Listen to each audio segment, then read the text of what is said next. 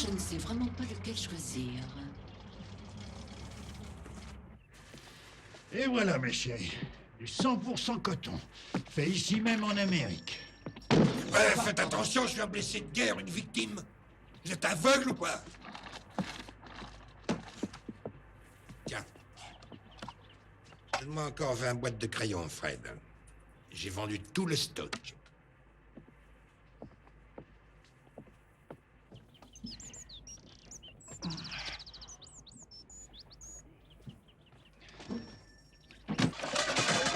Petit crétin.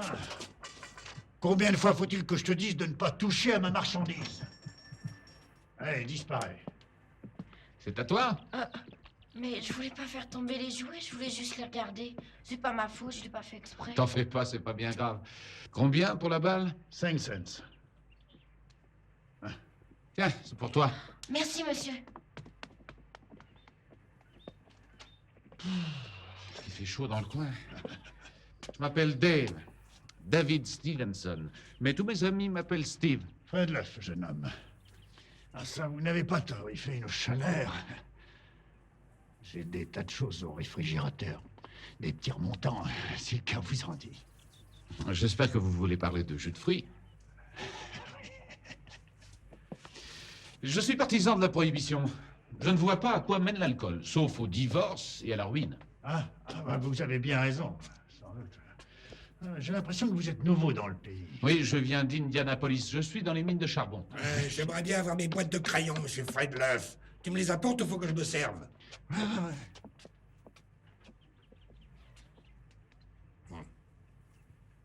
Vous voulez un autographe? Ah non, je suis navré. Je vous demande pardon. Je me disais que c'est une bien triste époque. On revient du front couvert de médailles et on se retrouve dans les rues à vendre des crayons. Comment c'est arrivé? Un barrage d'artillerie, en Argonne. Je me suis battu à Bois-Bello. Mais on n'a pas vu la moitié de ce que vous avez vu en Argonne. Vous étiez à Bois-Bello? Oui.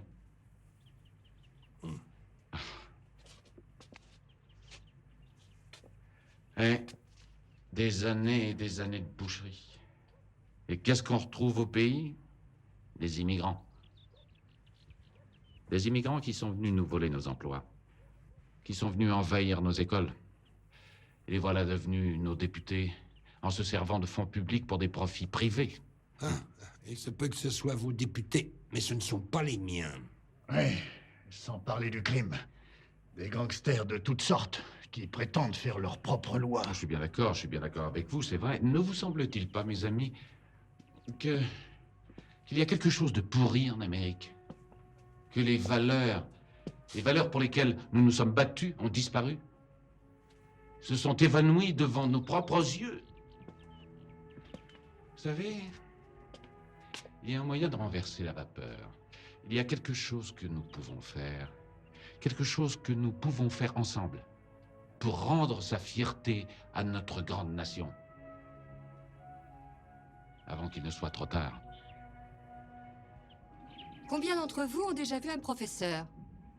Y en a-t-il parmi vous qui sachent lire? Levez la main. Ça ne fait rien. Je suis mademoiselle Oberholzer et je suis professeure. Comment t'appelles-tu? Quel est ton prénom? Êtes-vous muet? Oui? Moi, je m'appelle Jessie. Tais-toi, Jessie. Merci, Jessie. C'est vraiment un prénom adorable. Combien d'entre vous savent épeler leur nom de famille? Êtes-vous déjà allé dans une école? N'importe quelle école. C'est quoi l'école? Je n'ai pas compris. C'est quoi l'école? Une école, c'est une maison où on vous apprend des choses. Tu aimerais savoir comment épeler ton nom?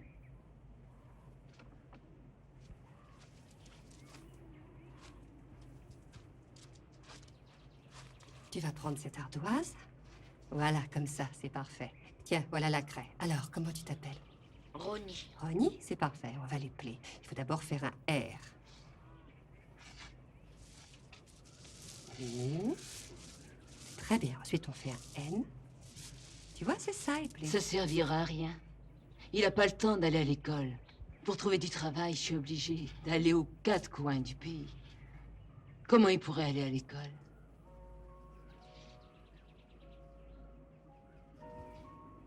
Sois un peu réaliste. Tu veux leur apprendre à lire, ils ne connaissent même pas l'alphabet. Ces enfants ont juste besoin qu'on les prenne en charge. Ils ont besoin d'instructions, de manuels, de matériel, et je compte bien les obtenir. Madge, tu as eu une promotion, j'en suis ravie pour toi. Mais si tu crois que le seul fait d'avoir un bureau au rectorat et un titre ronflant peuvent changer les choses...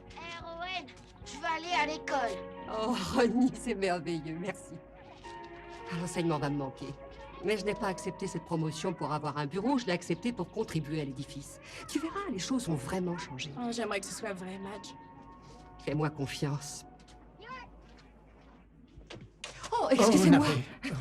Attendez, non, je vous le... vous étiez arrivé Non, premier. je peux faire autre chose en attendant. Si vous voulez ce livre, vous pouvez le consulter. Vous n'avez qu'à me le rendre quand vous aurez fini. Vous êtes sûr? Oui, absolument certain. J'ai encore beaucoup de boulot.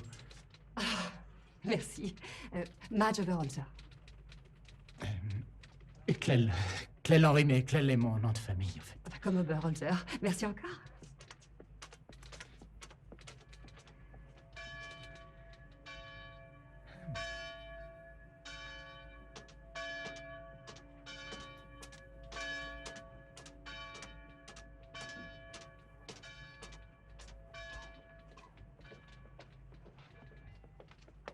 Clell, vous êtes avocat? Si je suis avocat, oui, je suis avocat. En fait, je viens d'être nommé assistant procureur pour ce district. Ah, bon. On vous a parlé du plan d'alphabétisation. Ça fait partie des programmes en cours d'études. Bien sûr. En fait, non. C'est un de mes grands projets. Je m'efforce de développer un programme pour fournir des manuels aux enfants des travailleurs itinérants. Et je dois absolument faire en sorte que le projet soit conforme aux lois de cet État. Pourriez-vous y jeter un coup d'œil? Oh, s'il vous plaît. Eh bien... Bien sûr, mais... je fais du droit criminel et ce sont pas les mêmes... vous n'êtes pas avocat? Non, je suis professeur. J'ai eu une promotion.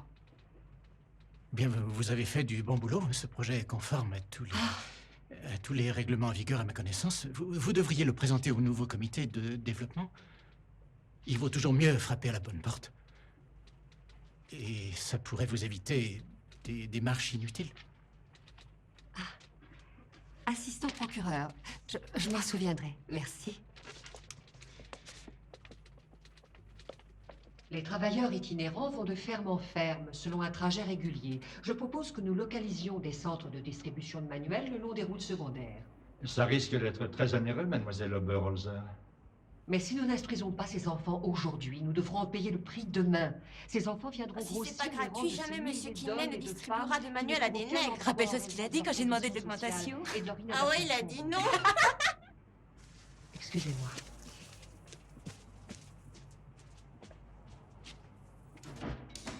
Il y a un tel courant d'air ici.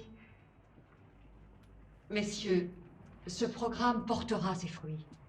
Nous pouvons offrir un avenir à ces enfants. Nous pouvons aussi leur donner de l'espoir. Il nous suffit pour cela de leur offrir quelque chose à lire, en dehors d'étiquettes sur des sacs de maïs. Mademoiselle, veillerez-vous à titre personnel à la mise en place de ce programme? Oui, je le souhaite. Eh bien, c'est là faire preuve de beaucoup d'ambition pour une jeune femme. Oh, vous avez vu l'heure. Ah, je dois dire que nous n'avions jamais entendu une meilleure présentation. Merci. Surtout de la part d'une jeune fille. Aucun projet n'avait encore été présenté ici par une jeune fille.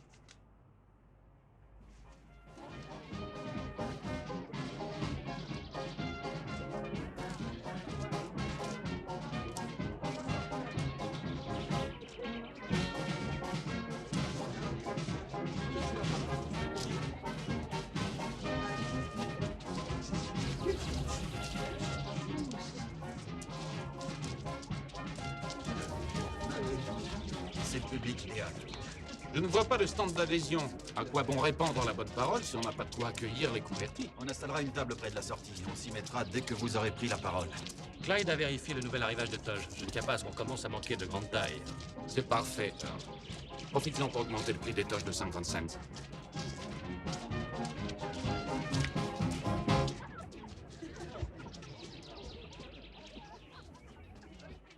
rencontré un soldat l'autre jour qui a perdu l'usage de ses jambes en Argonne. Et il vend des boîtes de crayons parce qu'il n'a pas retrouvé d'emploi. Je m'appelle David Stevenson. Mais mes amis m'appellent Steve. La guerre est finie depuis des années. Nous sommes rentrés au pays. Et toute l'Amérique souhaiterait réussir à oublier ses blessures. De nombreux Américains commencent à s'unir pour mettre enfin un terme au déclin de cette magnifique nation. Mais au lieu de ça, nous subissons toujours la politique du pire et Al Capone. Nous devons tous empêcher les gangsters, les politiciens véreux et les bandits de toutes sortes de nous voler notre héritage. Nous devons réfréner le flot incessant des mal blanchis qui ont envahi ce pays pour dilapider et diluer cet héritage. L'Amérique doit toute sa puissance à sa foi en Dieu et à sa foi en elle-même. Je respecte nos lois et je condamne l'alcool comme un fléau qui, plus que tout autre, est en train de détruire la famille américaine. Nom de Dieu, regardez qui est là. Bonjour. Ne dis pas nom de Dieu, c'est une expression épouvantable dans la bouche d'une jeune fille. Martha, mon père. Ravi de vous connaître. Comment allez-vous? On devait déjeuner ensemble, papa, je suis désolée. Ça te fait rien. Ça m'a donné l'occasion de voir ton bureau, on a tout le temps. Mais je ne peux pas, j'ai remis mon projet à Kenley dans la matinée, il risque de m'appeler s'il désire des précisions. 28 ans, toutes ces dons, et toujours célibataire. Une fille aussi mignonne que celle-là. À sa place, je ne me marierai pas non plus. Je revendrai mon mari à la première occasion. Ah, la jeunesse de l'Indiana doit bien pouvoir se passer de toi pendant 1 heure. Je regrette. Je me demande ce qui se passe. Ah, c'est encore une de ces réunions politiques, les francs-maçons, quelque chose de genre. Ils distribuent des prospectus. Oh, les gens sont toujours en train de s'engager dans un mouvement ou dans un autre. Oui. Je suis navrée pour notre déjeuner. Ça ne fait rien, ça ne fait rien. Ce sera pour une autre fois. Je sais à quel point ton métier est important pour toi. Papa. Non, je suis sincère, travaille bien. Et j'adore ton nouveau bureau, Matt, je l'adore. Moi, il a fallu que je travaille 15 ans avant d'avoir droit à un bureau de ce genre. Et j'ai foi en Dieu. Oui, j'ai foi en Dieu, le seul, le vrai, celui des chrétiens. Je respecte toutes les femmes. Je suis un pilier de la chasteté, de la décence, de la famille. Et vous aussi! On entend parfois dire le clan des fanatiques. Et on s'imagine avoir tout dit. Seulement, c'est faux.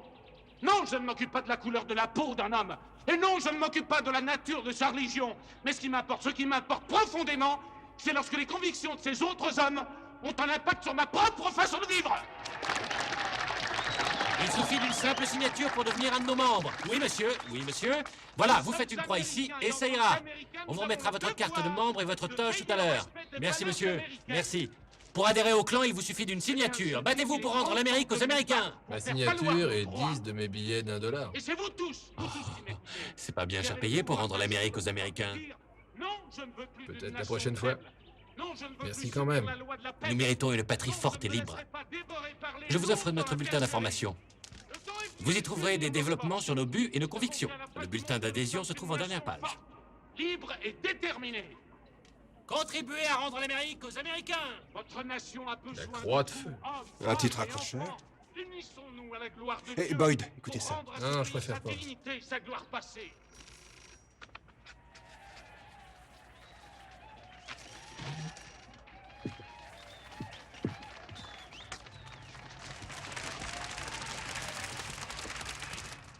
Qu'est-ce que c'est encore que ça? Un rassemblement politique. Mon Dieu, on pourrait croire que Jésus-Christ est revenu. Allons-nous laisser les Rockefeller, les Carnegie et les Dupont s'approprier à eux seuls ce qu'est la propriété légitime de tous? Non! N'oubliez pas que c'est leur cupidité qui nous a fait entrer en guerre. Il est grand temps d'entendre la voix du peuple, la sagesse de l'Américain moyen qui se bat pour son pain quotidien. Il est temps de protéger nos enfants des mauvais esprits qui sont au pouvoir et des dangereux bolcheviks qui veulent détruire cette nation. Des envahisseurs sont venus prendre tous nos emplois et il y a des pères de famille américains qui noient leurs soucis et leurs angoisses dans l'alcool. Il est grand temps de changer tout cela. Nous avons besoin d'une organisation qui respecte ce que nous respectons. Il nous faut nous unir. Pas seulement ici, à Indianapolis, mais à travers tout l'État. D'État en État, il nous faut nous unir. Unissons nos forces aux 4 coins de la nation. Joignez-vous au Ku Klux Klan. Joignez-vous à nous. Joignez-vous au Ku Klux Klan.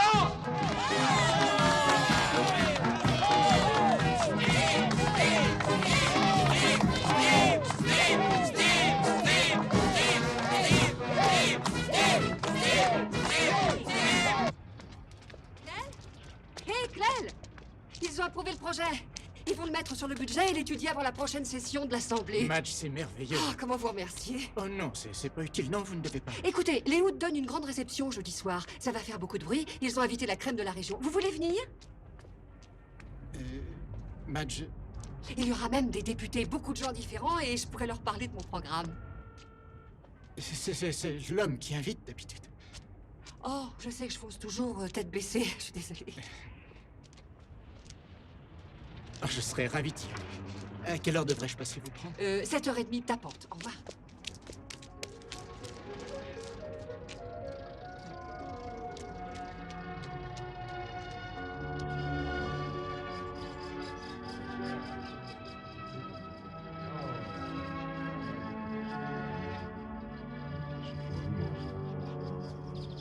Regarde-moi ce palais. Ce type doit avoir une planche à billets. Fais-lui un peu de charme et tu décrocheras peut-être une contribution pour ta campagne.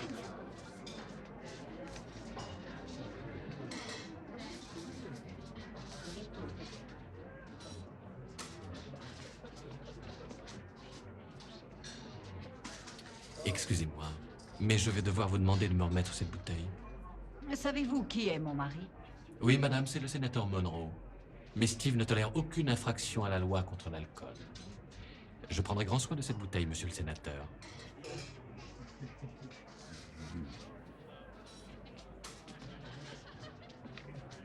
À votre avis, combien coûte une réception de ce genre? Oh, une petite fortune. Excusez-moi. Bonsoir. Excusez-moi, mais pourrais-je voir votre invitation? Grady Sims pour le Times. Enchanté, monsieur Sims. Mais c'est une réception privée et la presse n'a pas été invitée. Je vais vous reconduire.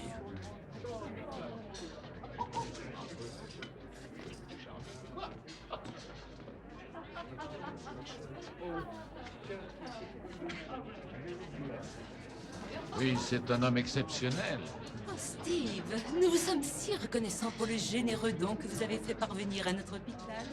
Nous vous promettons que nous en ferons bon usage. Je suis toujours prêt à aider une cause juste. Le clan a le cœur d'un chrétien. Vous pensez ça? Je pense toujours ce que je dis. Ed Jackson, je me présente aux élections. J'ai déjà entendu plusieurs de vos diatribes et j'ai très souvent lu vos articles dans la Croix de Feu. Nous avons beaucoup de choses en commun. Qu'est-ce que nous avons donc en commun? Nous déplorons les escroqueries de notre dernier gouverneur. Nous avons foi en la chrétienté, en la force de l'Amérique, en sa moralité. Nous sommes partisans de la prohibition. On dirait le discours que j'ai fait mardi dernier. Je ne connais personne qui parle aussi bien que vous, monsieur Stevenson.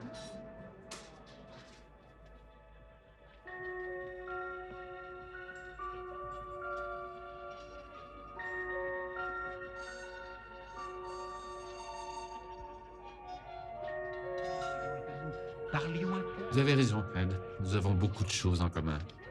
Je vais voir ce que je peux faire pour vous. Excusez-moi, je vais revenir. Je serais ravie de vous envoyer une copie du projet, monsieur le sénateur. Tenez, Madge. Oh, merci. Je vous ai aussi apporté des petits fours. Merci. Voici monsieur le sénateur et sa femme, Ariel. Bonjour. Ravi de vous connaître.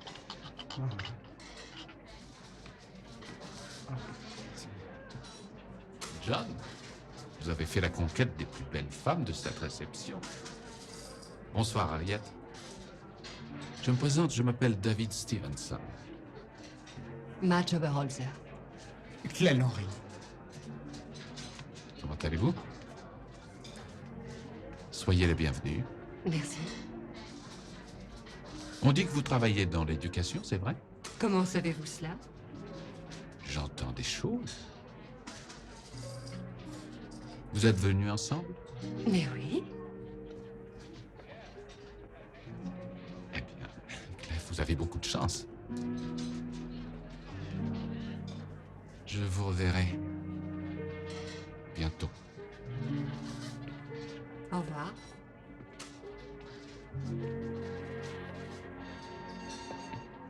Ah, je suis ravie que nous soyons venus, Claire.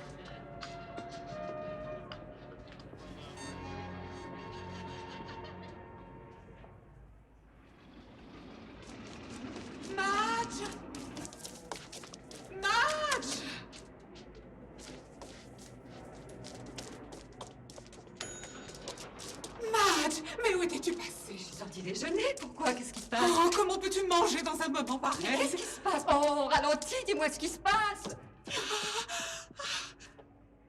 D'où sortent ces fleurs? Oh, je n'en sais rien, mais elles sont arrivées pendant que tu étais sortie de remplir la porte. Mais il doit bien y avoir une carte. J'ai déjà regardé. Oh, Martha, voyons, il y en a Chérie, une, j'ignore forcément. comment tu occupes tes nuits, mais tu as dû faire de l'effet à une certaine personne.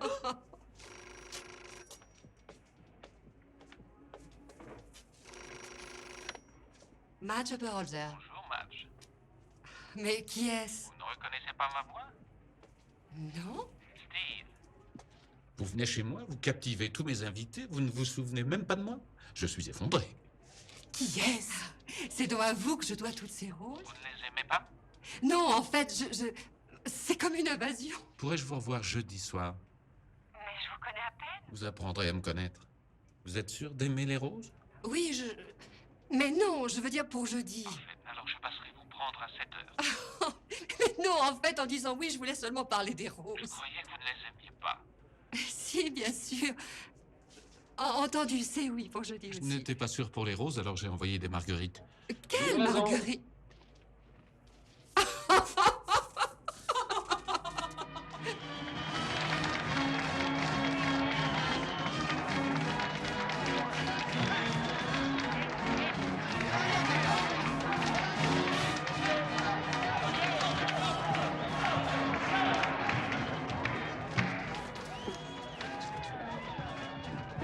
Merci. Je savais pas que vous aimiez le basketball à ce point. Ah, on est dans l'Indiana. C'est illégal de ne pas aimer le basketball. Votre héritage culturel. D'une certaine façon, oui. Moi, quand j'étais petit, je rêvais d'aller voir un jour un vrai tournoi. Nu, avec des arbitres. Dans un vrai gymnase. Ah, mon Dieu. Je jouais pieds nus dans la gadoue avec mes copains.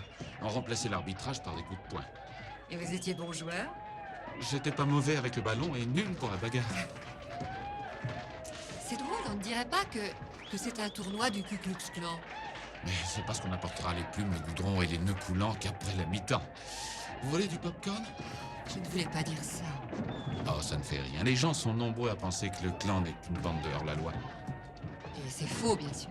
Tout ça est fini depuis longtemps, Madge. C'est une ère nouvelle. Les Américains ont besoin de se battre contre les barons du capitalisme et des bootleggers. C'est comme votre programme d'éducation. Vous y croyez? Vous croyez qu'il peut aider le peuple? Oui. Eh bien, le clan est mon programme d'éducation. Pas le vieux clan, le nouveau clan. Mon clan. Je n'avais pas pensé que toutes ces fleurs vous causeraient un problème. Je n'ai pensé à la réaction de votre patron qu'après les avoir envoyées. Pardon. Vous êtes très gentil. Je suis amoureux.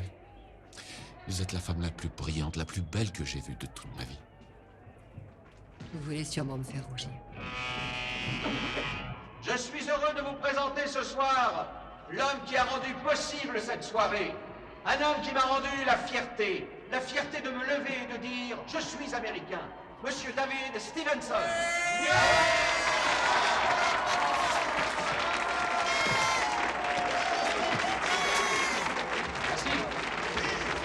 Merci à tous.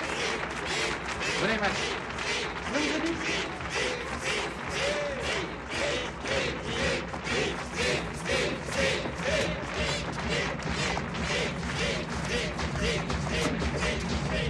Merci à tous.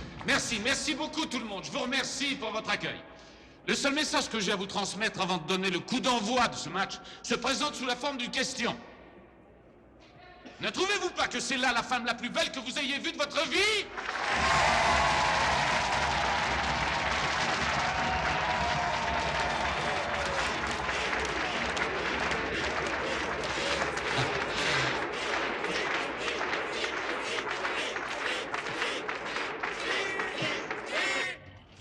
Avez-vous rendez-vous avec Monsieur Stevenson? Dites-lui que je suis Hiram Evans. Et quelle est la nature de votre visite, Monsieur Evans? Nous venons d'Atlanta, chère madame. Monsieur Evans, ici présent, est le magicien impérial des chevaliers du Ku Klux Klan. Le magicien impérial? Le patron de tout le clan. D'un bout à l'autre des États-Unis. Pam, voulez-vous envoyer ces documents? Oh, Monsieur Gentry, ces messieurs Monsieur sont... Hiram Evans, monsieur. Venez, veuillez entrer, je vous en prie. Merci. Je vous en prie, venez après vous, monsieur. C'est par ici.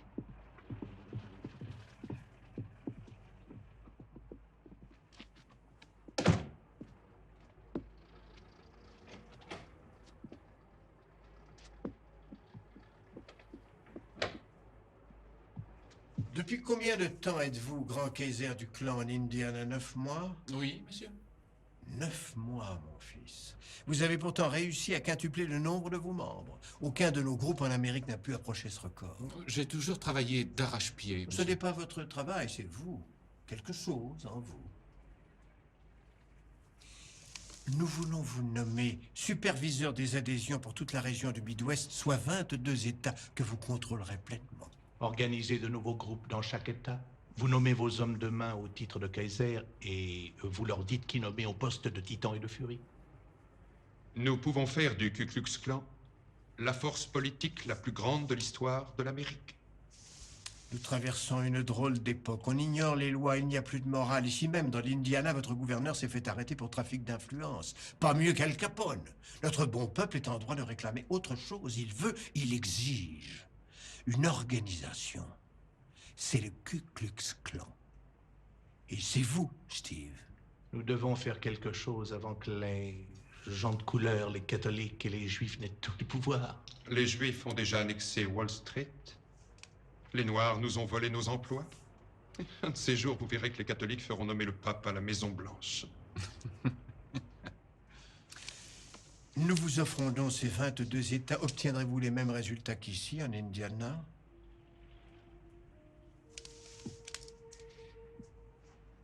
Eh bien, oui, monsieur. Je pense y parvenir.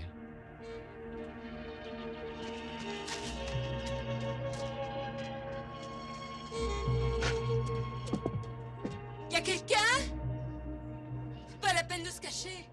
J'ai un fusil dans la cuisine.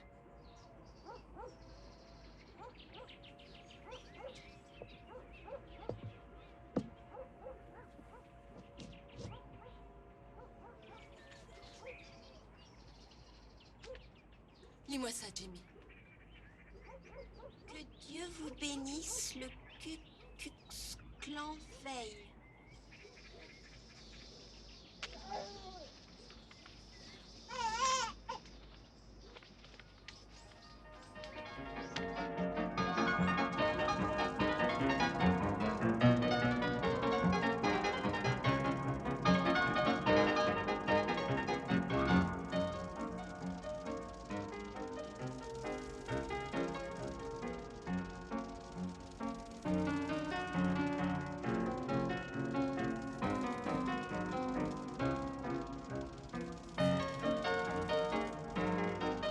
Vous parlez d'une coïncidence. Le clan lui offre une belle maison de retraite au moment où passe une caméra. Oh, ne sois pas aussi cynique, George. Tu sais, Pearl dit qu'il commence à distribuer du lait aux pauvres à Bloomington.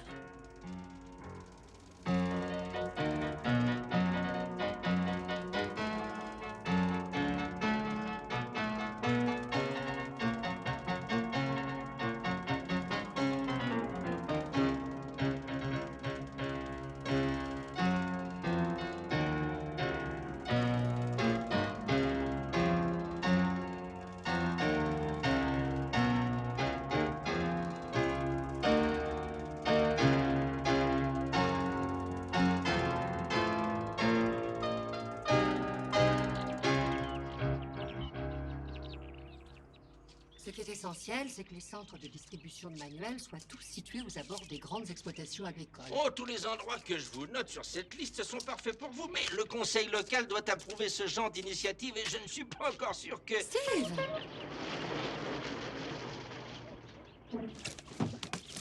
Mais voilà un visage familier. Comment allez-vous?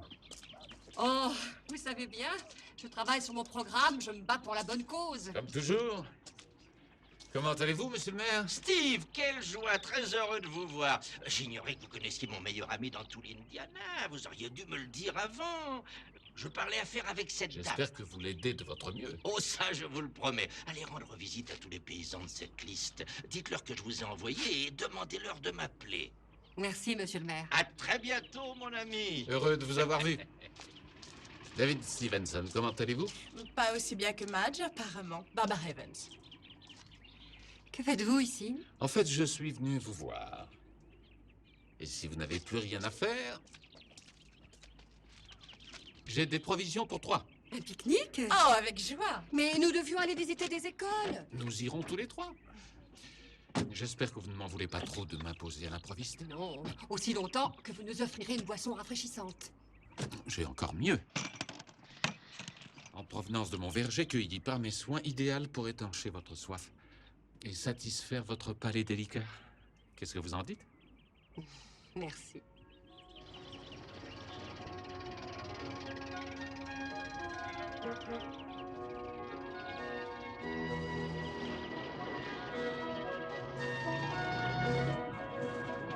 Encore 1 kilomètre. On devrait traverser un pont et il paraît qu'il y a une ferme juste après. Elle serait parfaite pour établir une école. Elle ne parle pas toujours travail. Il lui arrive même d'avoir de la conversation. C'est aussi l'endroit rêvé pour pique-niquer. Vous avez fait tout ce chemin pour nous inviter à un pique-nique? Oh, je t'en prie. Je serais venu à pied s'il avait fallu. Je crois que j'irai jusqu'au bout du monde pour la femme idéale.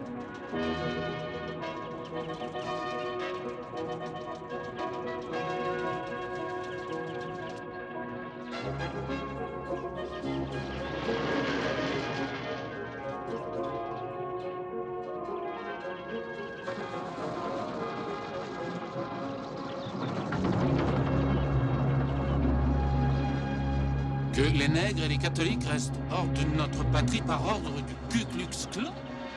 Non, du diable, non, du diable! Regardez ce qu'ils ont fait.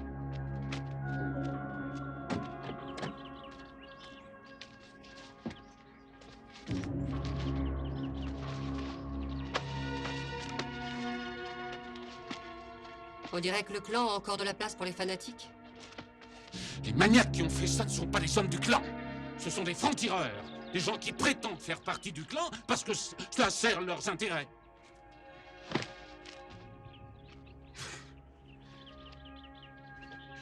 Navré. Allons voir cette ferme. On vous y construira une école.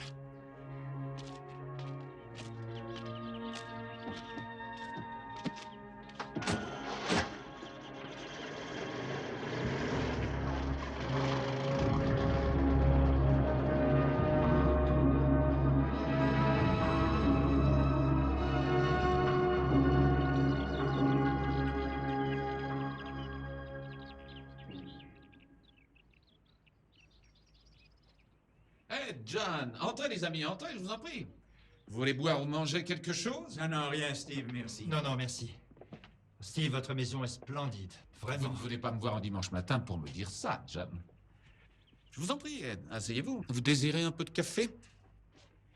Ce que voudrait John, c'est que vous lui apportiez votre soutien aux élections municipales d'Indianapolis. Et pourquoi désirez-vous mon soutien? Parce que vous êtes un homme d'influence, brillant, un homme subtil, socialement actif. J'ai de l'argent à l'appel et j'influence le clan comme je le veux. Ah oui, mais vous vous êtes débarrassé de ce gouverneur juif, vous avez fait élire Sam Ralston au Sénat. Je sais ce que vous avez fait pour elle. J'aimerais le même service.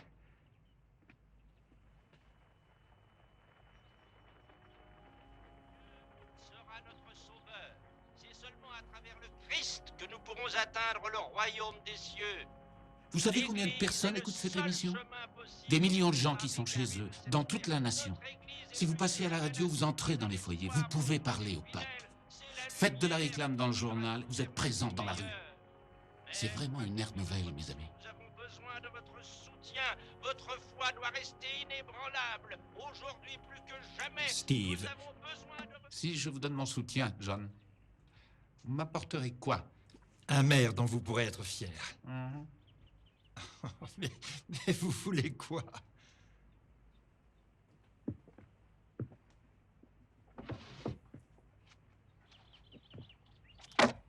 Écrivez et signez. En échange du soutien politique exclusif de David Stevenson, et en supposant que je devienne le maire de Indianapolis, Indiana, je promets de ne nommer aucun nouveau membre du bureau des travaux publics sans avoir d'abord obtenu l'aval de David Stevenson. En outre, je promets de ne jamais... C'est insensé. Si quelqu'un découvre cette lettre... Il n'y aura pas d'autre copie de cette lettre. Je serai le seul à la voir. J'ai confiance en vous, en Ed. Vous n'avez pas confiance en moi? Ah, non, nous pouvons aller plus loin que la mairie. Nous pouvons faire beaucoup plus que vous ne le pouvez à vous seul, John. Demandez à Ed.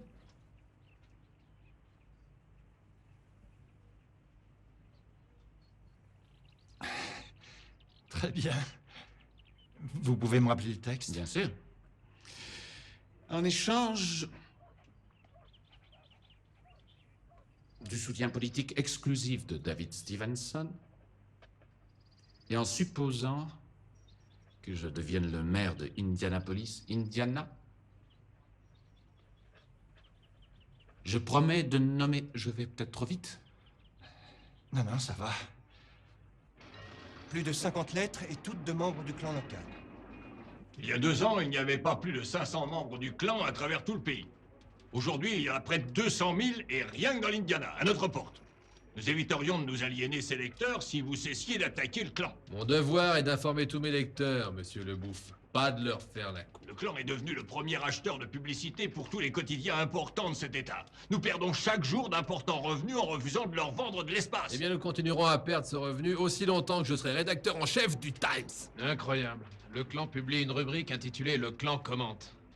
Et regardez, ils écrivent « commente » avec un K, ils ont de l'humour. Dis-moi ça. Qu'est-ce que le clan? Le clan repose sur le patriotisme organisé, l'américanisme intensifié et le protestantisme unifié. La mission sacrée du clan est de servir et de sauver l'Amérique. Il se présente comme la seule solution si vous êtes sans emploi et que les immigrants ont tous les boulots disponibles. Le clan est dirigé de main de fer par un nommé Hiram Evans, un dentiste originaire du Texas. Son chef régional est David Stevenson. J'ai vu Stevenson en action. Il est très fort. Il utilise même des prêcheurs pour chauffer son auditoire. Y a pas de quoi sourire. T'as vu comment les politiciens ont fait ratifier la prohibition? Tu prends la religion, le fondamentalisme, tu mélanges à la politique et tu en tires une formidable force. J'ai des informations qui laissent penser que Stevenson appuie des candidats à presque tous les grades, élections municipales, régionales, nationales. Il enverrait même une délégation à la Convention nationale démocrate. Voilà un type qui n'a que 33 ans. Il dépense des fortunes, d'où il les sort? Il prétend qu'il est dans l'industrie minière, mais j'ai mené mon enquête. Il ne gagne pas d'argent avec ses mines. Pas besoin. Il fait payer 10 $ pour se joindre au clan et 10 autres pour les toges et les cagoules. C'est une planche à billets. Continue à fouiller. Et je veux être le premier informé. Vous allez encore mettre ma publication en danger, Boyd? J'en ai bien l'intention. Marge, passez-moi les archives.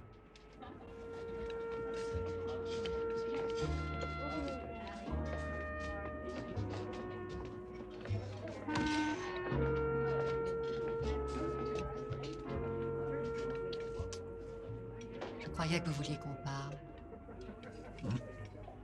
Entre autres choses. Je crois que vous aimez la démesure, ces envolées lyriques, le parti, les fleurs. Oui, je le reconnais. J'aime à croire que je suis un visionnaire. J'imagine un monde nouveau pour l'humanité. La paix, la justice. Une femme comme vous qui m'attend au coin du feu.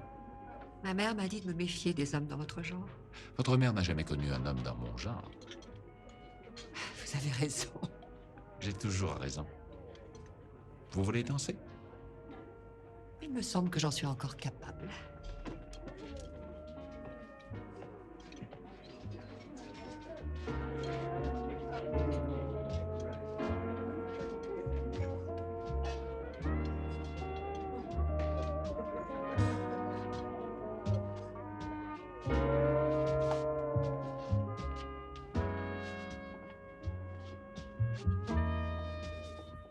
Quand je suis dans vos bras de cette façon, je me sens un autre homme.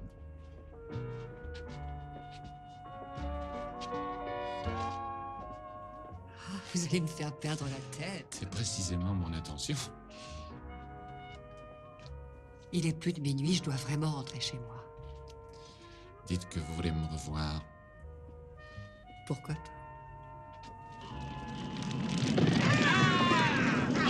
Prenez-le! Allez! Avance! Allez! Plus vite que ça! Allez!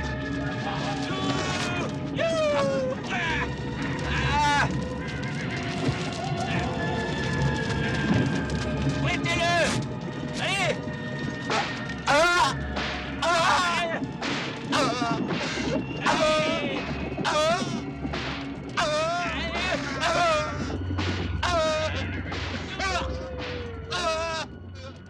Alors, quand vas-tu épouser Steve? Épouser Steve? Je le connais que depuis 3 semaines.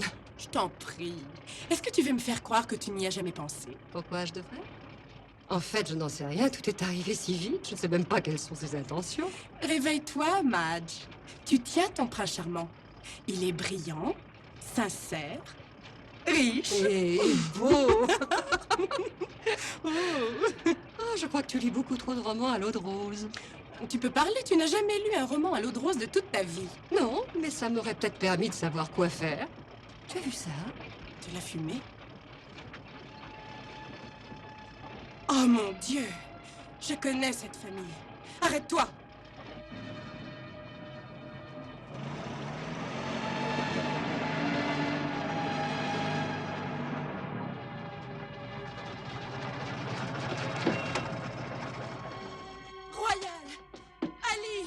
Les enfants n'ont rien. Non, grâce au ciel. Vous ne devriez pas être là, mademoiselle Barbara. Repartez vite avant que quelqu'un vous voie. Que s'est-il passé? Royal est allé s'inscrire sur les listes pour voter. Un homme était venu, il y a une semaine, dire que les Noirs devaient pas se mêler des élections des Blancs. Il disait qu'on ferait mieux de s'occuper de nos affaires. Et c'était mes affaires d'éplucher les patates dans l'armée pendant 3 ans. J'ai eu le droit de vote. Et Dieu m'est témoin que je vais l'utiliser. Qui a fait ça? Des Blancs qui ont dû voir Royal signer la liste de vote. C'était des francs-tireurs. Quoi? Des hommes qui font semblant d'appartenir au clan. Ça, c'est sûrement ce qu'on vous a raconté. Mais il n'y a personne qui veut faire semblant d'appartenir au clan. Ce qui est arrivé hier soir, c'était pour de vrai. Ils l'ont tiré dehors et lui ont donné des coups de fouet. J'ai arraché une cagoule. Et j'ai vu un blanc. Un blanc que j'avais vu un jour dans une de ces parades où ils passent dans toute la ville en distribuant leur journal. Vous n'avez rien à m'apprendre sur le clan. Je sais déjà tout ce que j'ai à savoir. J'ai déjà donné.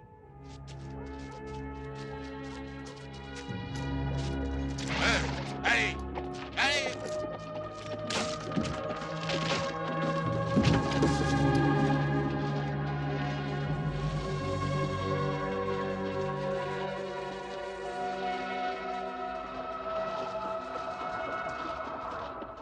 Nous avons 20 300 nouveaux membres en Indiana. Tous sont devenus des membres du clan au cours de cette année. Et presque 1 million de nouveaux venus à travers le Midwest. Néanmoins, nos portes ne sont ouvertes qu'à la moitié de la population. Que deviennent les femmes et les enfants? Par conséquent, j'ai décidé d'établir un clan junior pour les garçons, un triple clan pour les filles et pour les femmes, les princesses du royaume des masques. Qu'est-ce que l'idée vous inspire? 5 $ par maman, 1 $ par enfant. Pensez aux tâches qu'on va vendre. Pensez à la prochaine génération. Très bien, je vous rappelle que je me rends à New York avec Hiram Evans pour la Convention nationale démocrate. Pas question de vous tourner les pouces en mon absence. Nous devons former une famille unie. Si vous avez des questions, vous n'avez qu'à venir me voir. Considérez-moi comme votre père. Allez, je veux vous entendre le dire. Vous êtes notre père. Vous êtes notre père. Ça fait plaisir. Allez, au boulot. Pas vous. Quand on a l'argent et le pouvoir, on a des ennemis, pas vrai? Il nous faut des agents de sécurité. Nous pourrions engager les Pinkerton? Il nous faut des hommes de confiance. J'en ai déjà parlé à nos amis du Sénat. Nous pourrions créer une police parallèle. Notre police. Vous voulez dire une vraie police sous serment en uniforme? Je veux une unité organisée, une police officielle et légale. Je veux avoir sous mes ordres une véritable armée. Steve, Mademoiselle Oberholzer est ici. Faites entrer. C'est bon, vous pouvez y aller.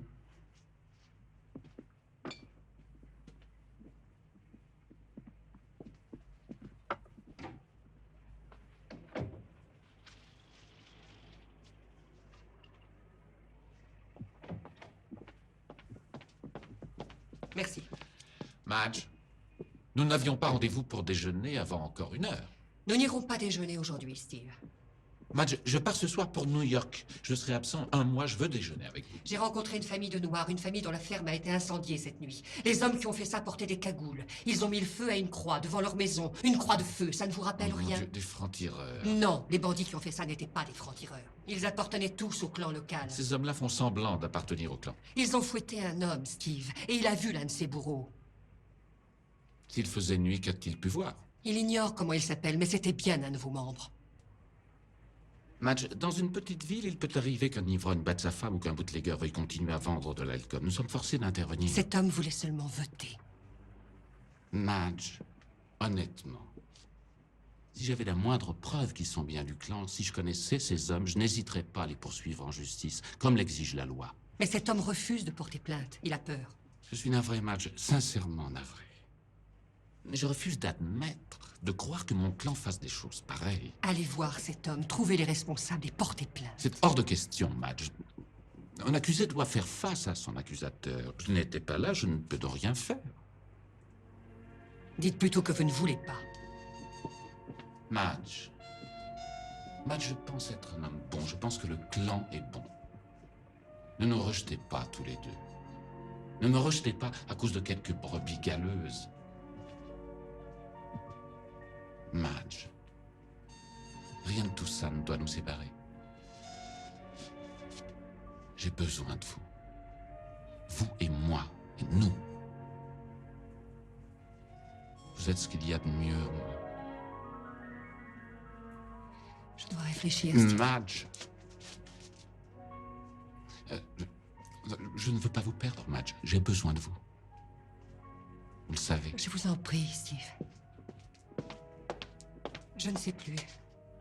Je ne sais vraiment plus.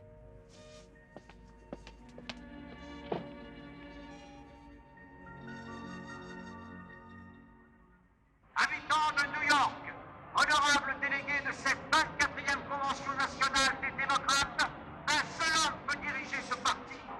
Un homme qui peut détruire l'influence de nos compatriotes égarés dans le Ku Klux Klan. C'est avec une grande fierté que je vous présente aujourd'hui notre candidat pour l'élection présidentielle, Paul Smith.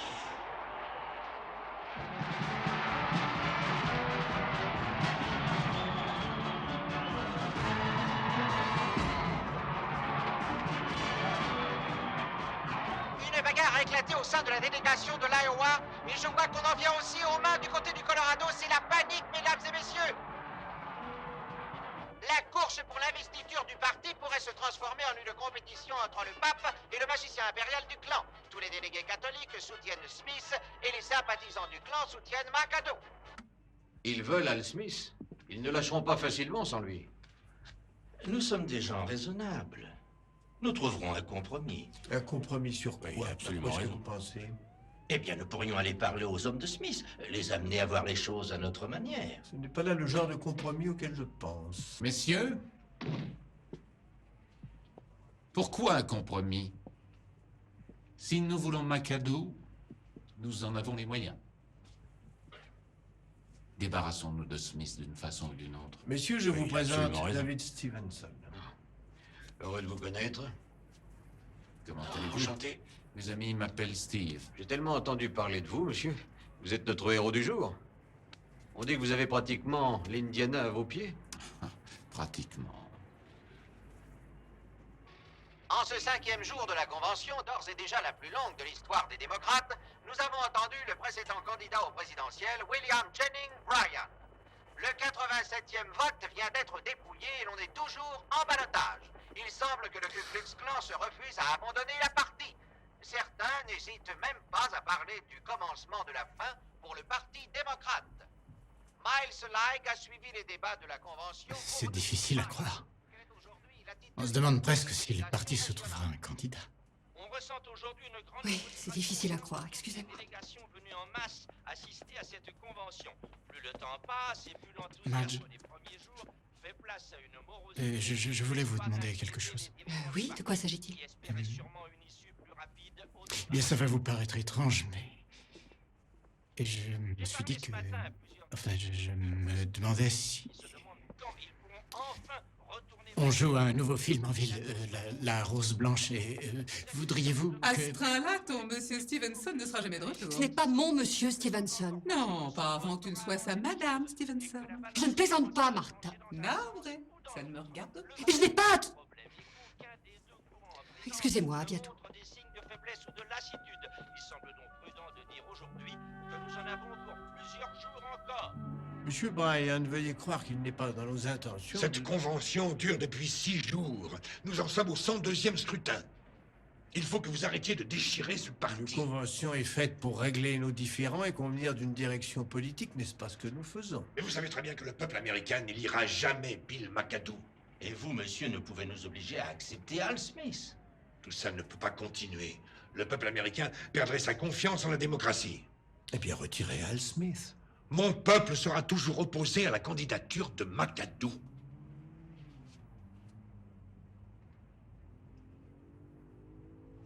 Oubliez Smith et nous oublierons McAdoo. Trouvons un candidat de compromis. John Davis.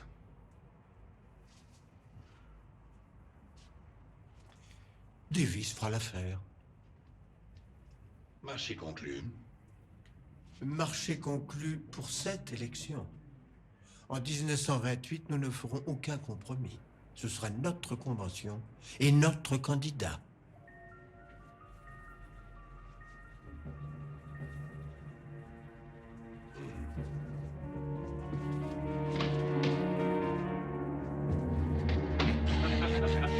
Et voilà, qu'est-ce que vous en dites? On a réussi à placer Davis. Félicitations. Je ne pensais pas que ce serait aussi simple. Oui, monsieur. Oui, monsieur. Non, non, monsieur, c'est certain.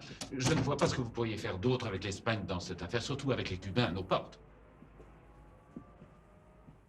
Bien sûr, monsieur. Oui, monsieur, vos appels sont toujours les bienvenus, monsieur. Au revoir. Pardon pour ce retard, Calvin Coolidge. Le président Calvin Coolidge? Il m'appelle à chaque fois qu'il a besoin d'un conseil. J'ai fait brancher cet appareil relié à la Maison Blanche. Et vous trouvez des gogos pour le croire? Que puis-je faire pour vous, monsieur Gurley?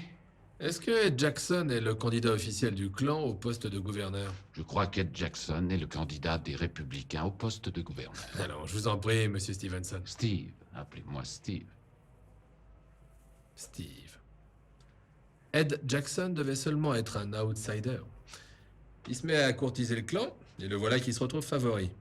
Peut-être est-ce un signe que mes compatriotes sont prêts pour un meilleur gouvernement?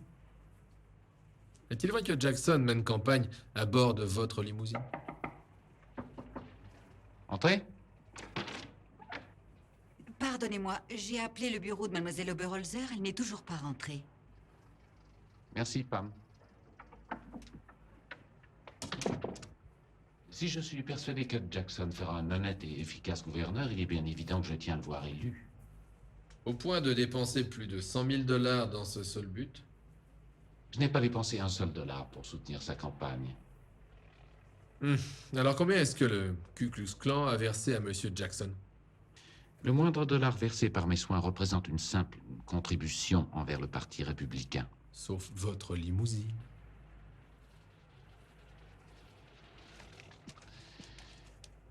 Cette limousine représente un cadeau à un ami personnel. Monsieur Gurley. Au revoir.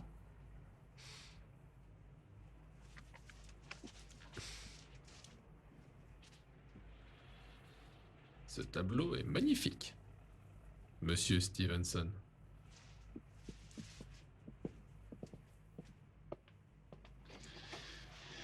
Steve. Appelez-moi Steve. Écoutez ça. Le clan a été conçu dans le plus grand secret par des fanatiques et son credo est basé sur le principe que tous les hommes ne sont pas nés égaux. Qui a écrit ça? Boyd Gurley. Il dit qu'Ed Jackson n'est qu'une marionnette du clan et que nous devrions voter pour McCulloch. Oh, Boyd Gurley est un vieux radoteur. Qu'en dites-vous, Claire? Vous avez entendu des bruits à ce sujet dans le bureau du procureur? Eh bien, je me suis laissé dire que... il devait avoir des liens plus que douteux avec... Ce ne sont que des bruits. Oh, bien entendu, et ce n'est rien d'autre que Sam Lewis envisage de se joindre au clan. Il dit que plusieurs de ces messieurs à la banque en font partie, et ils sont tous sauf douteux. Madge, c'est pour toi, monsieur Stevenson.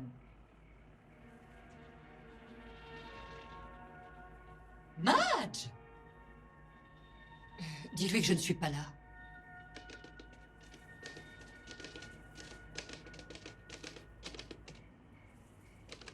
Elle est chez elle.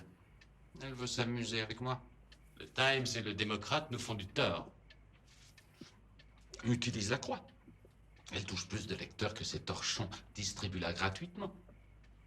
Ils ont découvert dans nos livres de comptes qu'Ed Jackson est un de nos membres. Et à qui croit-il que s'adresse leur feuille de chou, à part une bande de juifs et de catholiques? Qui d'autre? Ils veulent détruire notre rêve.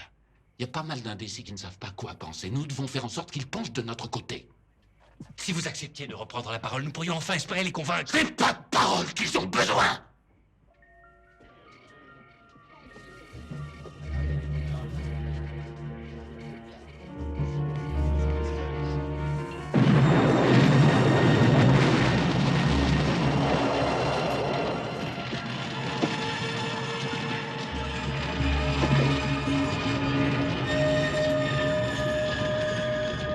Un attentat catholique contre le clan. Les résultats des votes viennent de tomber. Ouais. Ils ont gagné, Boyd. La plupart des candidats de Stevenson a fait un malheur. Ils ont des sénateurs et des gouverneurs dans le Colorado, l'Oregon, le Maine, l'Iowa, le Kentucky, l'Oklahoma. Ça fait déjà plus de 12 États. Ed Jackson est élu gouverneur.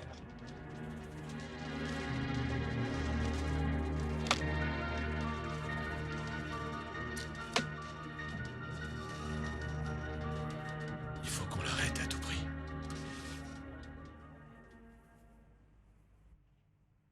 Le Seigneur est mon guide, ma forteresse et mon sauveur. Mon Dieu, ma force et mon réconfort. Je vous supplie, mon Dieu, de m'aider à voir clair en moi-même.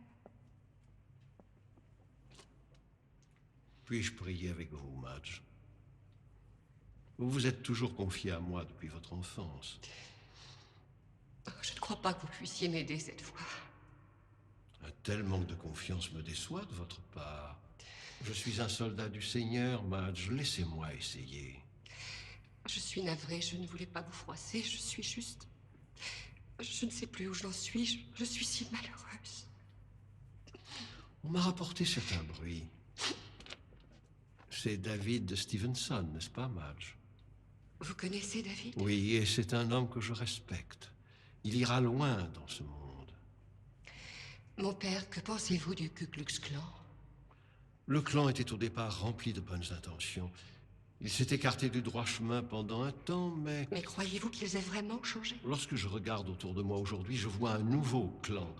Ils font bâtir des églises, des hôpitaux, ils bâtissent des écoles, des maisons pour les pauvres. Ils fouettent les Noirs qui ont obtenu le droit de vote et font de la croix un symbole de haine.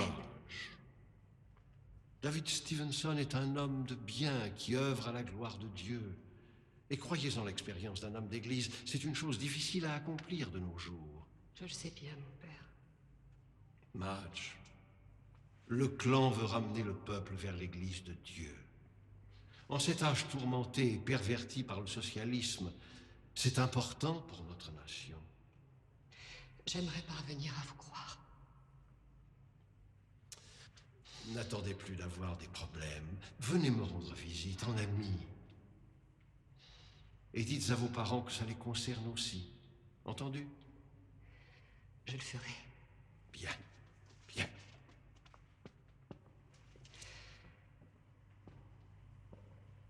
Merci. Dieu vous bénisse. Vous savez pertinemment dans quel esprit, pour le moins conservateur, se sont déroulées les récentes élections. Le législateur a interprété ces résultats comme un mandat envers son action. Dites plutôt que vous voulez nos têtes. Personne ne veut la tête de personne. Mais certaines lois ont fait l'objet d'amendements qui permettent d'éliminer plusieurs des programmes récemment incorporés à notre nouveau budget. C'est exactement la même chose. Oui, c'est vrai, c'est vrai. Les programmes suivants sont donc remis en cause. Le fonds de soutien aux agriculteurs, l'étude sur le développement des voies de communication, le programme d'alphabétisation de la jeunesse, le HKVF, le programme de préservation des zones côtières. Nous avons à présent 5 millions de nouveaux membres payants, soit près de 10% des électeurs de ce pays, dévoués corps et âme à notre cause. C'est de l'excellent travail. Je tiens donc à vous offrir une récompense. L'ultime récompense. Que voulez-vous m'offrir, Hiram? La vie éternelle? J'ai décidé de faire de vous notre grand dragon du royaume d'Indiana. Grand dragon? Absolument.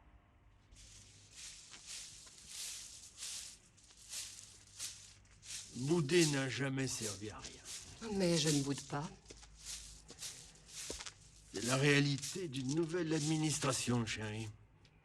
S'il y avait que mon programme, ils ont tout supprimé. Sans même se demander si en faisant ça, un enfant risque de mourir de faim ou si un jour cet enfant apprendra à lire. Madge? Hello, Madge. Papa, voici Monsieur Stevenson. Honoré de vous rencontrer, monsieur. J'en suis sûr. Je vous laisse, chérie.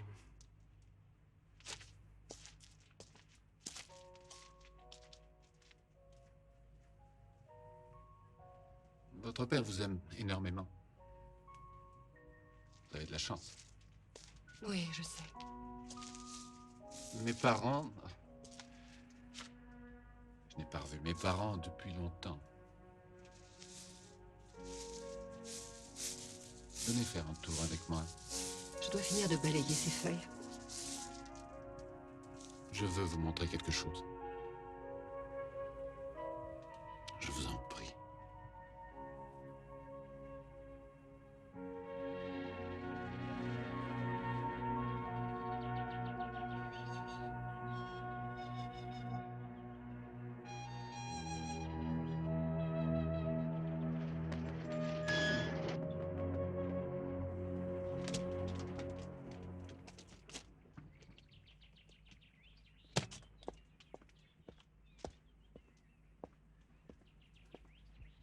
Qu'est-ce que c'est?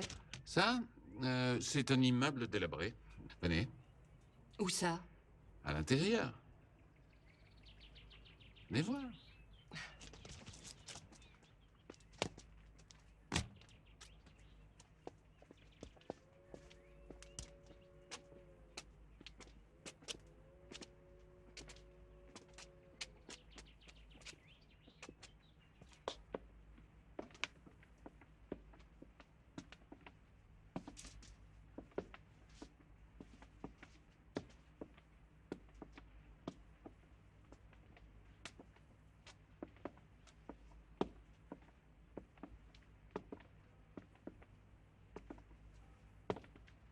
Et ça, c'est quoi?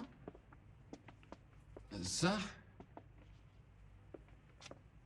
c'est ce dont je suis capable. Ce dont est capable le clan de nos jours. Je fais construire un orphelinat grâce aux 500 000 membres du clan dans l'Indiana. Certains sont peut-être rétrogrades, mais pas tous, pas moi. Alors arrêtez de laisser la faute d'une poignée de fous furieux gâcher notre belle amitié. Parlez-moi de vous. De vous en personne, pas du clan. Moi? Je pense être bon, je crois être plutôt généreux. Je veux aussi contribuer à bâtir un monde meilleur. Tout comme vous, Madge. Vous aussi, vous voulez bâtir un monde meilleur. Vous êtes magique. Vous êtes une visionnaire. Tout comme moi. Je vis l'un des moments les plus importants de ma vie et je ne pense qu'à une chose, à vous. L'un des moments les plus importants de votre vie? On vient de me nommer Grand Dragon. Vous savez ce que ça veut dire? Que l'on va vous peindre en vert? Ça veut dire que je pourrais faire ça dans tout le pays. Mais je ne veux rien faire de tout cela sans vous, Madge. Je ne veux plus faire quoi que ce soit sans vous. J'ai besoin de vous. Et je veux tout partager avec vous. Je ne sais plus où j'en suis, Steve. Je n'ai jamais éprouvé de toute ma vie ce que j'éprouve avec vous. Ne vous détournez pas de moi, Madge.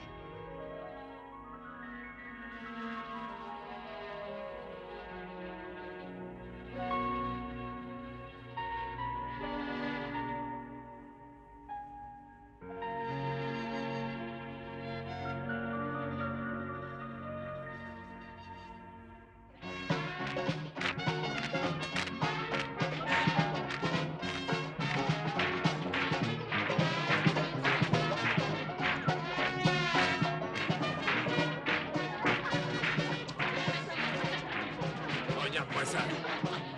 Quelle heure est-il? Un peu plus de 3 heures. La cérémonie devait commencer à 2h30. Où est Mylène Camp? Où est le photographe? Il doit être pris dans les embouteillages. Je n'ai jamais vu autant de monde de toute ma vie. Combien de temps vont-ils mener tous ces gens par le bout du nez? J'en sais rien. Ce gars leur ment depuis le premier jour. Il prétend s'être battu en Europe. Nous venons de recevoir le rapport de Washington. Il n'a jamais quitté ce pays. J'y comprends rien. Oui, vous avez raison, ce sera excellent pour le moral des membres du clan. On m'assure qu'il ne va pas tarder, monsieur. Il me semblait lui avoir dit d'être ici dès 9h ce matin. Moi, j'y étais. Mais Steve sait comment réagissent les foules et il fait parfois exprès d'être en retard. La vie de Steve est loin d'être aussi important que le mien. Ces événements sont programmés à ma convenance. Nous sommes dans l'Indiana, monsieur.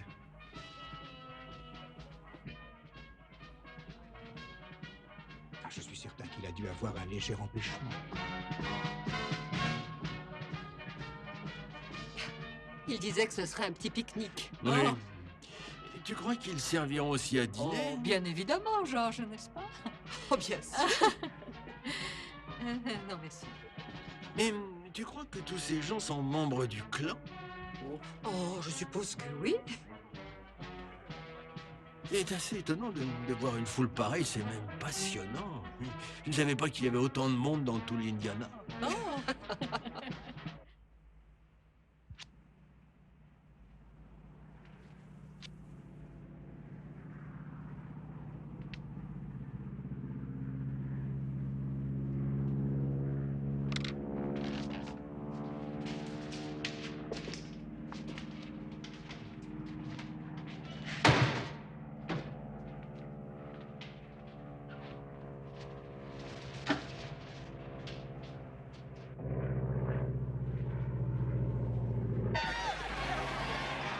Je me demande qui ça peut bien être. Un avion.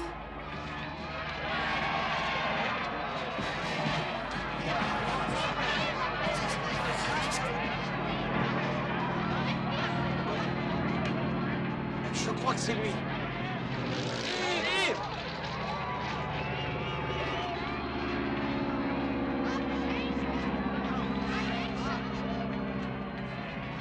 Hé, Steve! Steve!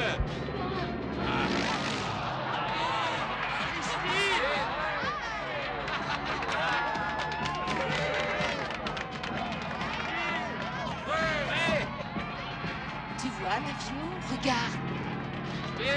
Steve!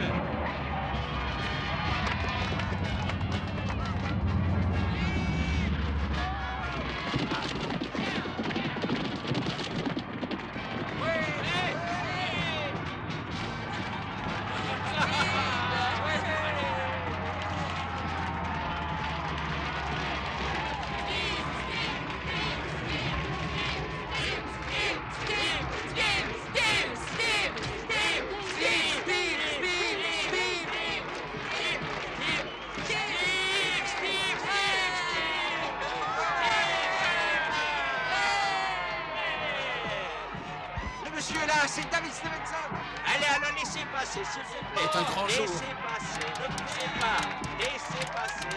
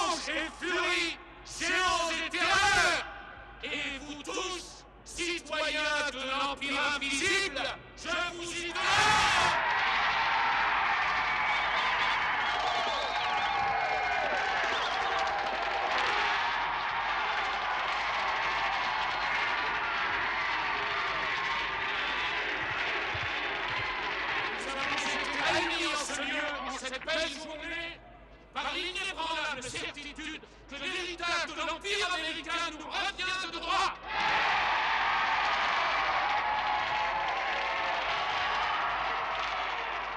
Nous sommes une armée de sauveurs, une légion de soldats chrétiens qui avons juré solennellement de protéger et de défendre notre Constitution.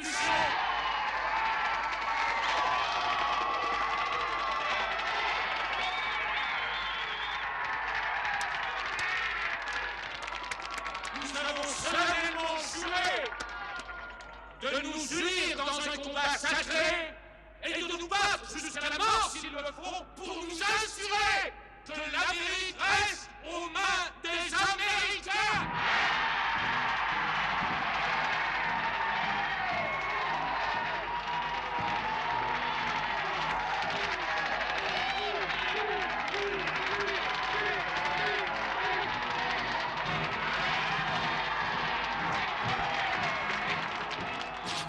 Je vais devenir président des États-Unis.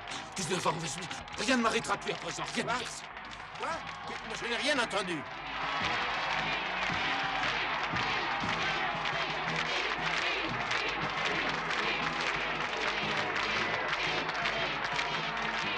Quoi?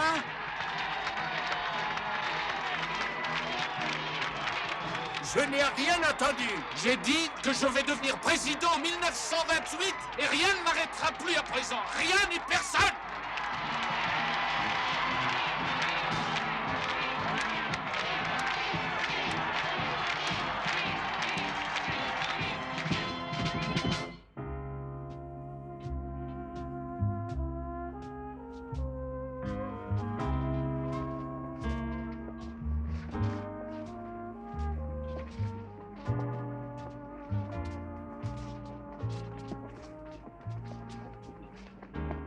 Je ne me sens bien que lorsque nous sommes ensemble. Je crois qu'il est temps que vous veniez dîner chez mes parents. Oh, et dire que certains croient que les traditions se perdent. Vous accepteriez si je vous demandais de venir à Chicago ce soir? Un gentleman s'abstiendrait de me le proposer. Je suis un dragon. Je suis même grand dragon. Ça vous distrairait un peu? Je n'ai pas le cœur à ça. J'ai du mal à oublier que dans moins d'une semaine, le législateur aura annulé mon programme et que le travail de plusieurs mois va disparaître aux oubliettes. Allons nous asseoir une minute.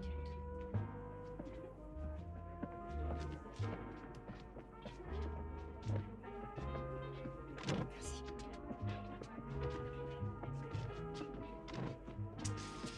Répondez-moi franchement. Si on vous laissait vous expliquer, dire pourquoi votre programme est important, le feriez-vous? Je sais exactement ce que je dirais. Je peux arranger ça. Une entrevue avec les législateurs? Si vous y tenez. Si seulement c'était possible. Alors c'est entendu. Je donnerai une réception, j'y inviterai des politiciens influents. Mais vous leur ferez du charme. Pourquoi pas demain soir? Ce serait parfait, mais comment pourrez-vous les réunir aussi vite? Ce sont les avantages de mon organisation, de ce que j'ai fait pour eux.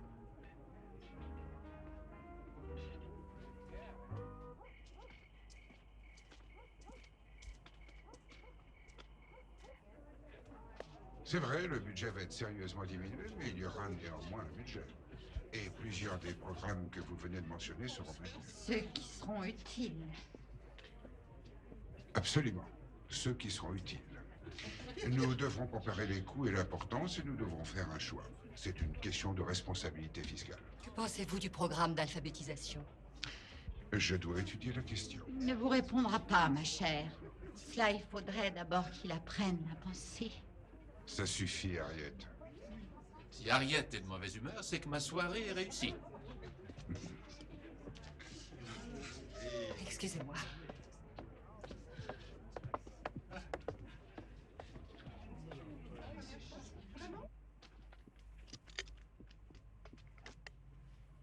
Vous en voulez un peu? Non, merci, je ne bois pas. Vous y viendrez. Mon programme est important pour moi. Je voulais que vous le sachiez. Et je pense qu'il a de la valeur. Pourquoi me le dire à moi? Pour me pousser à dire à John de voter en sa faveur? Oui. Il n'y a pas un politicien ici qui ne mouille pas son pantalon quand David Stevenson parle. Pensez un peu à ça.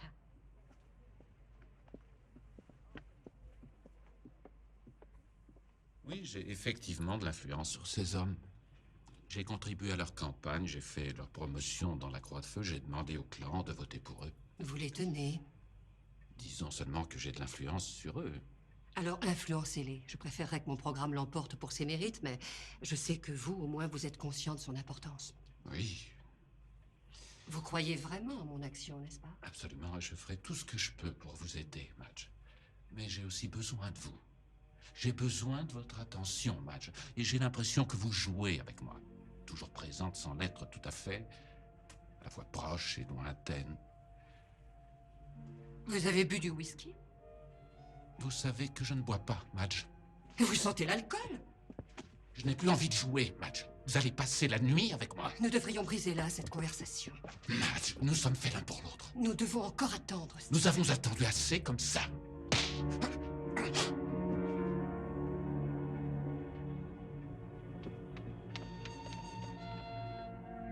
J'ai dit que je voulais des pastilles de menthe.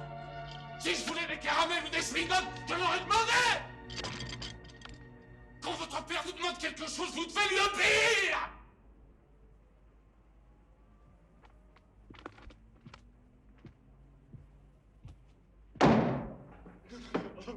Il est encore ivre.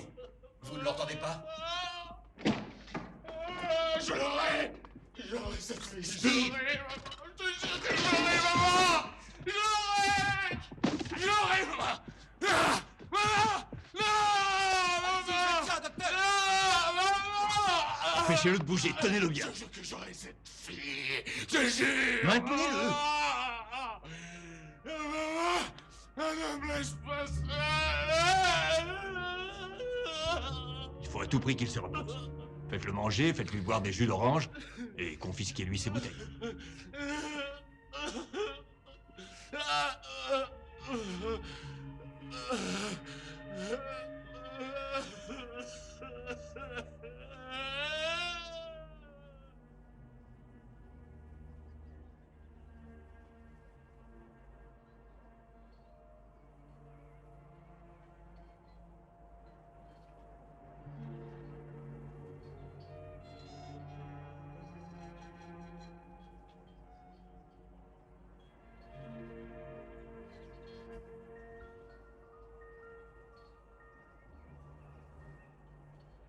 Earl. Verse-moi 2 doigts de whisky, tu veux, Earl? Comment vous vous sentez, patron? J'ai soif. Vous devriez manger, Steve. Je peux vous faire une omelette? Avec plaisir, Earl. Après un petit whisky. Très bien.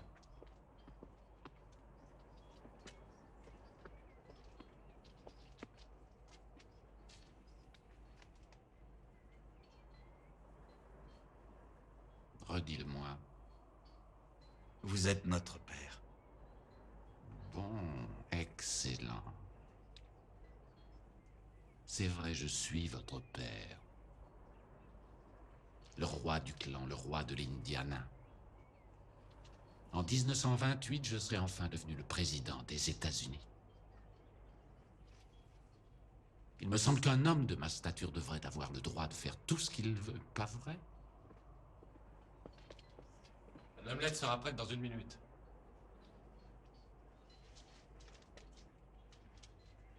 Serre-moi mon whisky. Vous voulez que je vous trouve une fille, patron? Je peux même vous en ramener plusieurs, si vous voulez. Je pense être capable d'en trouver une. Ne t'en fais donc pas pour ça.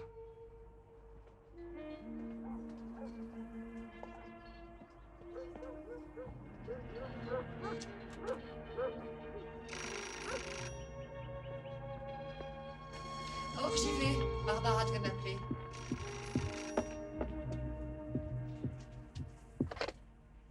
Allô? Allô, Madge? Vous n'auriez pas dû appeler, Steve. Nous n'avons rien à nous dire. Non, je sais, tout est terminé entre nous. Mais je suis navré pour la façon dont je me suis comporté. J'aurais aimé que ça se passe autrement. Mais nous n'y pourrons rien. Reste à parler à faire. Que voulez-vous dire? Eh bien, je désirerais que nous parlions de votre programme. Je serais bienvenu, mais je fais mes bagages de part pour Chicago ce soir. Alors, puis-je vous envoyer une voiture? Que peut-on faire pour le programme? Il va y avoir un nouveau vote dans 3 jours, et si vous voulez que je vous aide, il faut me donner plus d'informations. Vous voulez aider mon programme d'alphabétisation? Oui, Madge. Sans aucune contrepartie? Oui, Madge. Vous aviez raison, je n'ai pas su attendre. Mais, Madge, je crois toujours en vous, et le bien de la communauté passe avant tout. Pour tout vous dire, j'ai même commencé à écrire un éditorial en faveur de votre programme. Et j'ai besoin de votre aide pour le finir. Alors, venez donc me voir et nous ferons ce qu'il faut pour qu'il soit adopté.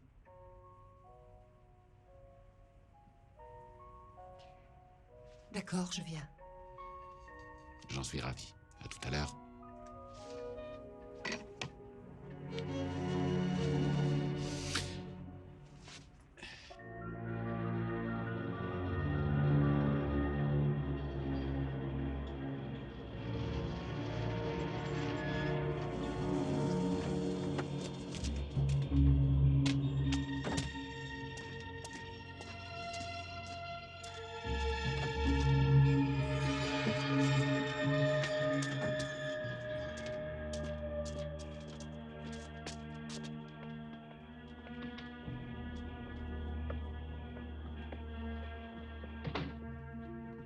Suivez-moi, je vous prie. Merci. Mademoiselle Oberholzer. Bonsoir, Madge. Heureux que vous ayez pu venir. Puis-je vous offrir un verre? Non, merci. Je suis assez pressé. En combien de temps pouvez-vous m'expliquer votre programme en 2 mots? Je n'en sais rien. 1h30, peut-être moins. Ou je ne sais pas si nous aurons le temps. La voiture est prête? Le moteur tourne.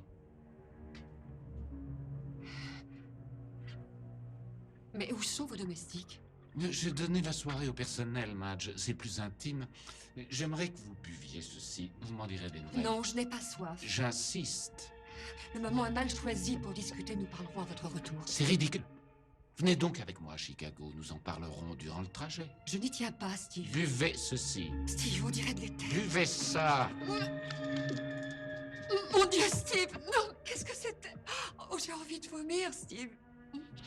Ce n'est que de l'eau d'un homme, ça va vous détendre. Vous êtes trop nerveuse. C'est mauvais pour vous, Madge. Comment espérer bâtir un monde meilleur sans profiter de la vie? Mettez-la dans la voiture. Nous allons tous faire une petite balade.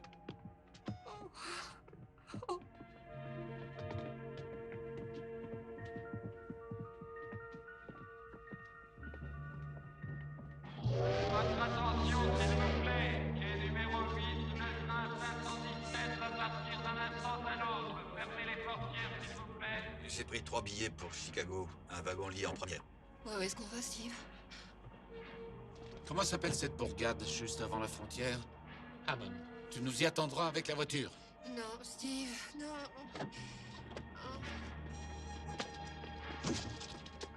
On se retrouve à Hammond, d'accord? Allez, Madge. Avancez.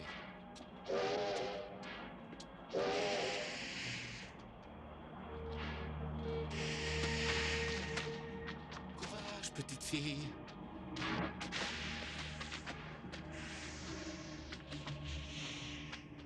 Arrêtez, où est-ce que vous m'emmenez? La ferme. Tenez-vous droite, on dirait une vieille clocharde, Madge. Non, je veux pas, je veux rentrer chez moi. Mon Dieu, regardez. Regardez ce que j'ai à la main. Mon Dieu. Arrêtez immédiatement de faire l'idiote, Madge, et montez dans ce train. Avancez, ne regardez personne. Et ne parlez à personne. C'est bien compris? Laissez-moi partir. Mon Dieu, Madge, ça va être la plus belle nuit de votre vie.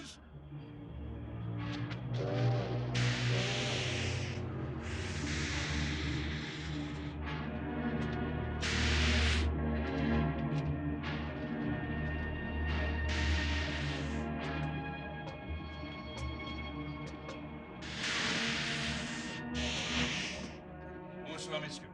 Soyez les bienvenus. Suivez-moi, je vous prie.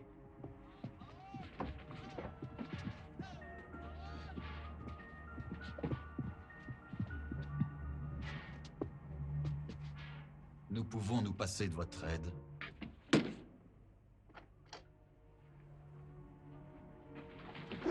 Ah! Je prends la couchette supérieure.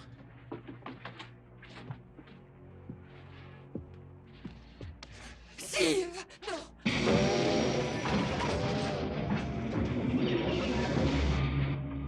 Steve, non. Steve, non.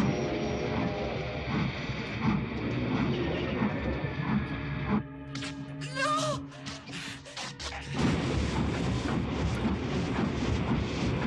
Ah.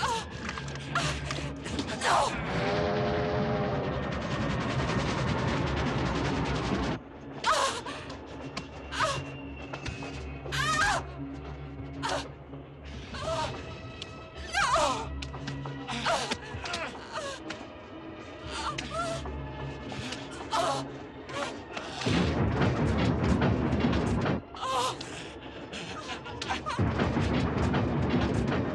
Non. Bien attention.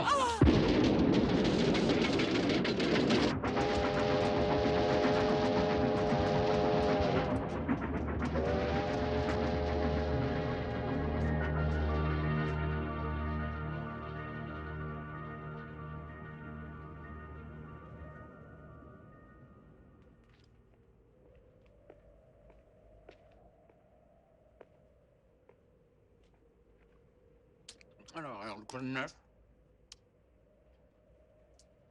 Tu es au courant de cette histoire? Ces meurtres en série, c'est effrayant. Que voulez-vous faire de la fille? J'en ai rien à foutre, bon voilà. Chez ses parents? Oui, évidemment, chez ses parents.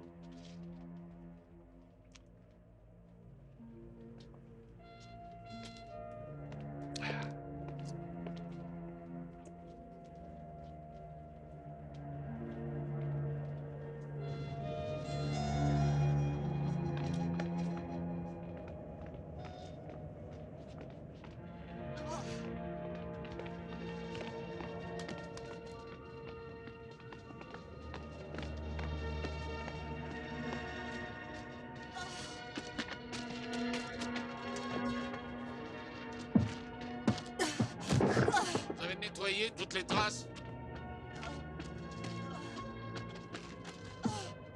Steve, vous pensez aux conséquences?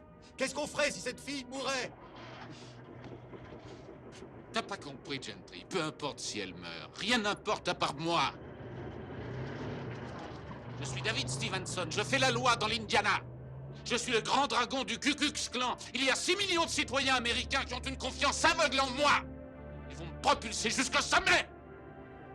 Et rien ne m'arrêtera plus. Ni personne.